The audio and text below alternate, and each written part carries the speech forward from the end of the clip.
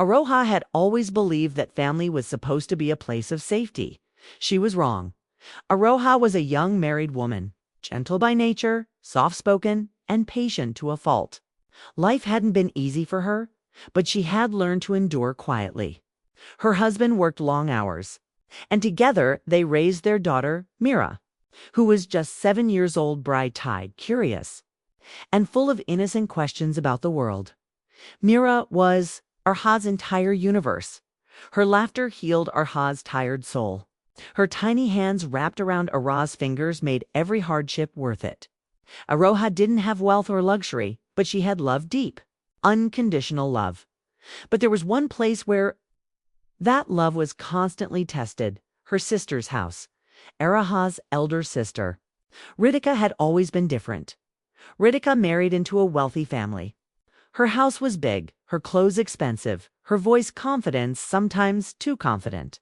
Over the years, money had hardened her heart. Where Aroha saw people, Ritika saw status. Ritika never openly insulted Aroha.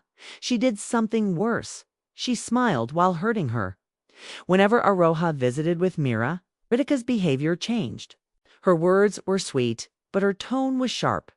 Her eyes always scanned Mira from head to toe, measuring her worth against price tags and brands. Mira, innocent and unaware, only wanted love. One afternoon, Aroha took Mira to Ritika's house for a family gathering. Mira wore a simple dress, clean, neat, but modest. She held a small doll tightly in her arms, excitement bubbling in her eyes. "Mama," Mira whispered, "will Auntie play with me today?" Aroha smiled softly. "Of course, my love." But the moment they entered, Ritika's eyes flickered. She glanced at Mira's dress, then at her own daughter's branded outfit. A smirk curled on her lips. Later, as the adults chatted, Mira wandered toward Ritika. Holding her doll, "Auntie," she said sweetly, "I like your house." Ritika looked down at her, not with warmth, but amusement. "Do you?" she said lightly. Then, loud enough for others to hear, she added with a laugh, "There's no discount for you, dear." The room went quiet for half a second. Some people chuckled awkwardly. Some pretended not to hear. Mira didn't understand the words, but she understood the tone. Her smile faded. She looked at her mother, confused. "Mama, what does discount mean?" Aroha felt something crack inside her chest. She forced a smile. "Nothing, sweetheart. Come sit with me." But Ritika wasn't done. She continued casually, cruelly. "Kids should learn early," she said. "Not everyone can afford everything. Some people are born lucky. Some are not." Her eyes rested on Mira again. Aroha's hands trembled. On the drive home, Mira was unusually quiet. She stared out the window, clutching her doll. Finally, she spoke. "Mama, am I poor?" The question hit Aroha like a slap. "No," Aroha said quickly, pulling the car over. She turned to her daughter, cupping her face. "Never say that. You are rich in love. That is more than enough." Mira hesitated. "Then why did Auntie laugh at me?" Aroha had no answer. That night, Mira didn't ask for a bedtime story. She didn't play. She simply lay beside Aroha, silent, smaller than she had ever seemed. Aroha stared at the ceiling, tears slipping into her hair. She didn't hurt me, Aroha thought. She hurt my child, and that was unforgivable. Aroha had spent her whole life forgiving insults, swallowing humiliation, and choosing peace over confrontation. But something had changed. That night, as Mira slept beside her, Aroha whispered into the darkness, "I will never let anyone make you feel less again." She didn't plan revenge that night. She didn't think of confrontation. But deep inside her heart, a fire ignited. A quiet one. A patient one. A mother's fire. And that fire would grow slowly, carefully, until Ritika's cruel smile would finally disappear. Because some revenge doesn't begin with anger. It begins with love. Days passed. But the words, "There's no discount for you," refused to fade from Aroha's mind. What hurt the most wasn't the insult itself. It was the way it had landed on a child's heart. Mira changed in small, painful ways. She stopped asking for toys when they passed shops. She hesitated before joining other children. Sometimes she would whisper, "Mama, we shouldn't go there. It's expensive." Each time Aroha heard those words, her heart tightened. No child should carry shame for something they never chose. A few weeks later, there was a family birthday at Ritika's house. Aroha considered refusing, but family pressure forced her hand. "Just come for a little while," relatives insisted. "Don't make things awkward." Aroha dressed Mira carefully, tying her hair with a simple ribbon. Mira looked beautiful, but she didn't know it. The moment they arrived, Ritika greeted them with her usual polished smile. "Aroha," she said sweetly, "you came." Then she looked at Mira. "Oh, this again." Ritika laughed lightly. "Such simple clothes. You really don't believe in upgrading, do you?" Aroha swallowed hard. "She's a child." "Ritika, yes," Ritika replied, sipping her drink. "And children reflect their parents' choices." The words were poison wrapped in silk. Later, Ritika gathered the kids to distribute return gifts, bright boxes, shiny ribbons. Mira waited patiently when it was her turn. Ritika paused. "Oh," she said, pretending to check inside the bag. "I'm so sorry, Mira. These were limited. No extra ones." Then she smiled. "That's life. No discounts." Mira's eyes filled with tears. Aroha stood up so fast her chair scraped the floor. "We're leaving," she said, her voice trembling but firm. Ritika shrugged, sensitive as always. But for the first time, Aroha didn't respond with silence. She took Mira's hand and walked out with her head held high. That night, Mira cried quietly into Aroha's shoulder. "Mama, am I not good enough?" Aroha held her tightly, tears falling freely. "You are more than enough," she whispered. "And anyone who makes you feel otherwise is wrong." Something shifted inside Aroha. She realized silence was no longer protecting her child. It was hurting.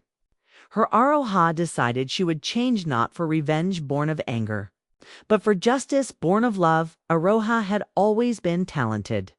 She had studied well but given up her career after marriage to raise Mira. Her dreams were buried, not dead. That night, she opened her old laptop. She searched for online courses, digital skills, small business ideas, creative work she could do from home. Her husband noticed. "What are you doing?" he asked gently. "I'm building something," Aroha replied. "For our daughter." He looked at her face, determined. Focused Dan nodded. "Then I'm with you." For the first time, Aroha felt supported. Weeks turned into months. Aroha woke early, studied late, and worked quietly. She learned, failed, tried again. She started a small online business, simple, honest work. Nothing glamorous, but it grew. Meanwhile, Ritika continued living in comfort, unaware of the storm forming quietly beneath Aroha's calm exterior. At family gatherings, Ritika still smirked, still mocked, but Aroha didn't react anymore. She observed, she learned, and she waited slowly. Mira changed too.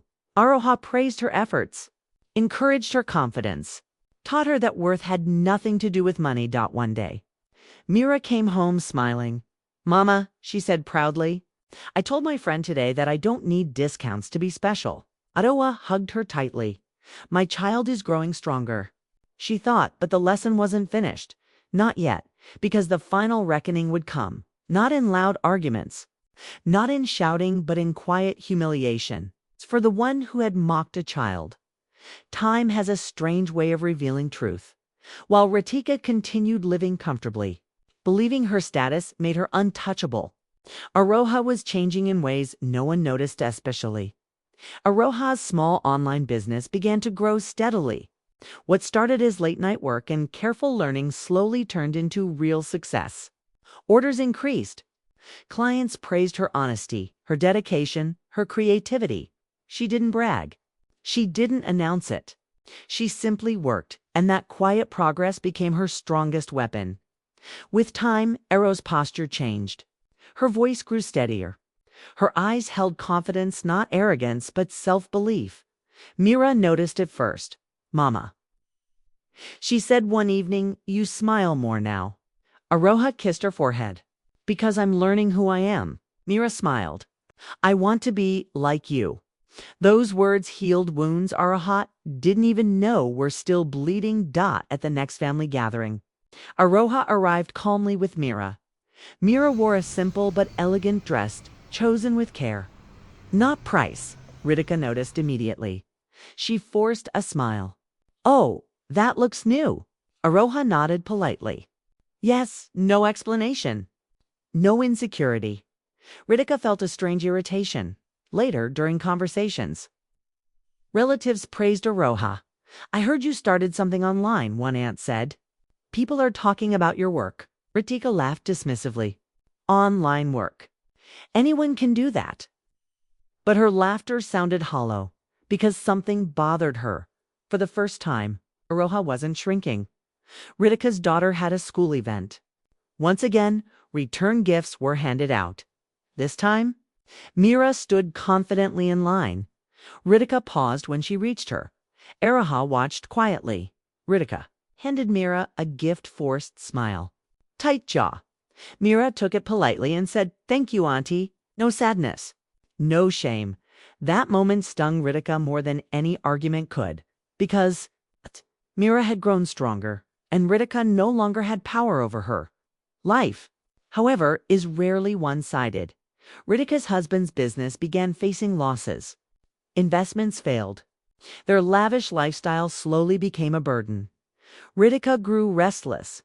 Anxious she began comparing herself with others again. And for the first time, Aroha was on that list. When someone praised Aroha's work, Ritika's smile stiffened. When Mira confidently spoke, Ritika felt threatened. The sister she once mocked was rising. The turning point came at a family function attended by many relatives and friends. Someone asked loudly, "Ritika, do you offer discounts on everything? You're famous for that now?" Laughter rippled through the room. Ritika froze. Aroha looked up, surprised but silent. Another relative added casually, "I heard Mira didn't need discounts anymore. She's quite confident these days." The laughter grew. Ritika's face flushed. For the first time, she tasted humiliation, not cruel, not loud, but unmistakable. And then Aroha spoke softly, calmly. "Children don't need discounts," she said. "They need respect." Silence fell. Ritika felt exposed, not attacked. Not insulted. Just revealed. In that moment, Ritika understood something painful. Aroha had never tried to fight her.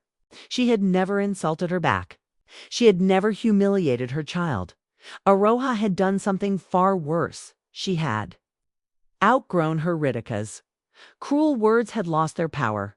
Her status had lost its shine. And the child she once mocked now stood tall and broken. Ritika left the gathering early, her pride bruised. Aroha watched her go. Holding Mira's hand, "Mama," Mira whispered, "you didn't shout." Aroha smiled. "I didn't need to, 'cause the strongest revenge was almost complete." Ritika didn't sleep that night. The laughter at the family gathering echoed in her mind, not loud laughter, not mocking laughter, but something worse, knowing laughter. People had understood. They had seen her for who she was for years.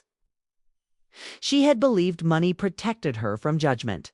That night proved her wrong. The next morning, Ritika stood in front of her mirror for a long time. For the first time, she didn't see a successful woman. She saw someone small. Her husband's business troubles were growing. Expenses were piling up. The comfort she once flaunted was slowly cracking. And the person rising in front of everyone was Aroha, the sister she had mocked, the child she had hurt. That realization burned. 2 days later, Aroha heard a knock at her door. When she opened it, she froze.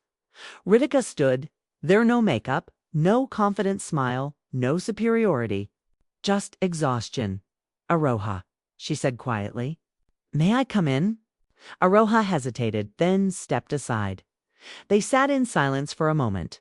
Ritika finally spoke, her voice heavy. I hurt your daughter. Aroha's hands tightened, but she stayed calm. Yes, she replied. You did. Ritika swallowed. I didn't think. I didn't realize how deep my words went. Aroha looked at her sister steadily. You didn't hurt me, she said. I learned to survive insults long ago. But a child remembers everything. Ritika's eyes filled with tears. I was proud, she whispered. Proud of things that were never permanent.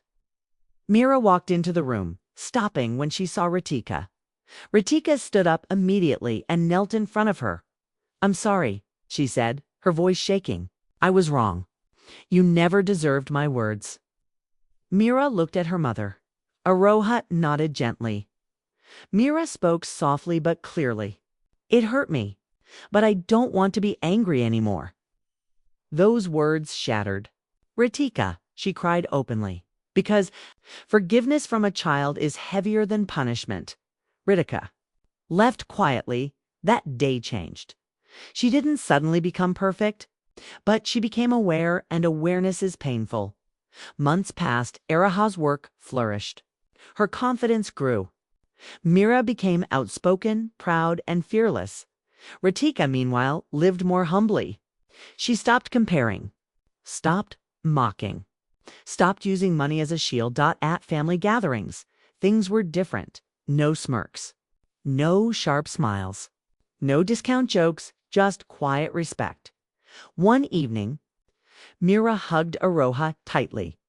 Mama, she said, thank you for protecting me. Aroha smiled, tears filling her eyes. I didn't fight with anger, she whispered. I fought with dignity.